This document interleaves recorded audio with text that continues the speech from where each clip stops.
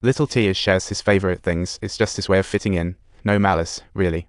When he got upstairs, he spotted a poster. The school was fundraising, and apparently short on cash, so May repeated it. How much more do we need? Yeah, the school has students, and everyone's a winner. So come on, let's make the school better together. Let's cheer students. With money, you can do whatever you want. But guess what? May has no idea Uncle Anne's bank account is doing the limbo. Baldy is in a financial pickle too. His in-laws just flew in from Korea. Baldy's father-in-law is a big-time tycoon. Can't even call him dad, just Mr. Park. He warns Baldy to stop chugging cheap whiskey and hands him a fancy bottle for special occasions. Baldy's fuming inside, holding back his frustration. Stealing art is becoming urgent. Right on cue, Louis calls.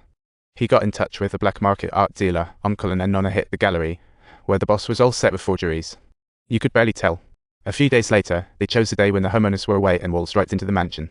Dismantling and reassembling the frame went off without a hitch. The boss was thrilled, immediately taking them to a bar for a celebration. After a few drinks, the trio was tipsy. Uncle Anne went to the bathroom, and as he came out, to his astonishment, he spotted the boss lounging in the front room, causing Nonna to fly into a rage. Absolutely not having it. This wasn't her first rodeo, so she could handle it, but of course, that meant the boss would claim the art for himself. They couldn't call the police, the painting was stolen.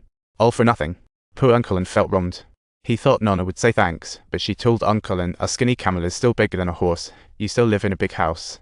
Their kid is going to the best private school, and you're still here. Nonna's thinking about the best private school, while the child might just go hungry any moment. Uncle Anne promised to make it right, but Nonna stormed off in a huff. Baldy felt not so great about it too. His new home is remodeled, so he serves his in-laws in a sunroom all day. Mother-in-law was worried about the dusty conditions affecting the child's lungs. Father-in-law tells Baldy, you should rent another place as this current one isn't fit for human habitation. Baldy couldn't take it anymore, claiming he needed a drink. Just as he picked up the glass, his mother-in-law showed up, and Baldy nervously asks, is the food not to your liking? Surprise! She responds, your wife just told me things are a bit tight financially at home. Baldy instantly retorts, absolutely not, that's not happening. Mother-in-law whips out a check, writing a $600,000 check, saying, let's keep this a little secret. I know for a fact that you'll do even better while working for Mr. Park. It's a shame you don't speak Korean. Baldy's blood was boiling at this point. He downed the expensive whiskey his father-in-law gave him and got totally blitzed in the yard. He stood up and poured out the whiskey, then took out the check to light it up, thinking he was so cool. But then, when fire encountered whiskey in an instant, the entire wooden beam structure was ablaze. As the flames shot up, Baldy choked on his drink. He dashed into the yard to grab a fire extinguisher, luckily managed to put out the flames.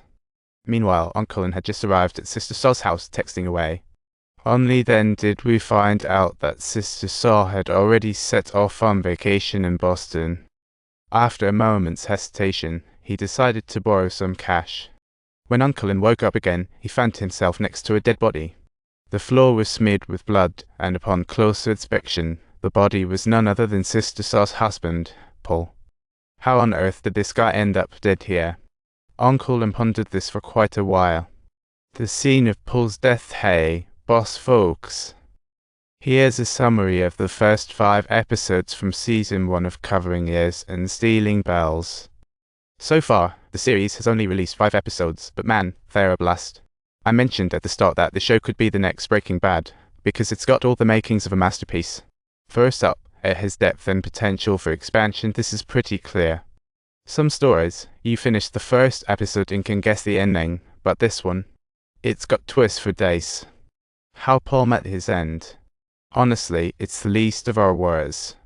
What matters is Uncle Anne is teetering on the edge of darkness, and now Nonna's in cahoots with Baldy, both knee-deep in financial messes. Will these 3 become the next Heisenbergs of thievery? Who knows? The writers have a lot of room to play.